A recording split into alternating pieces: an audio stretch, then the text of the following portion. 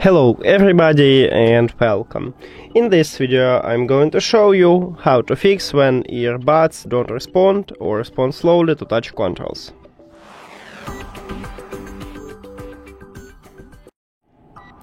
The first one is to make sure that you touch touch controls.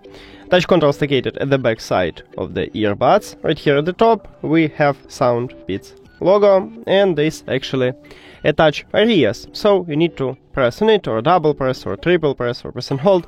It's up to you. If it didn't help you and you touching it correctly, the second one is to perform a soft reset. To perform a soft reset, put both of your earbuds to the charging case and then close the case.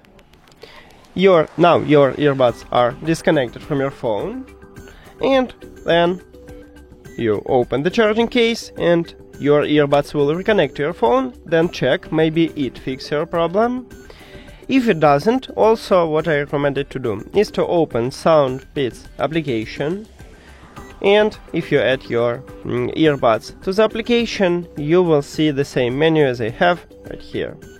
Now go to equalizer settings at the left bottom right here, and we have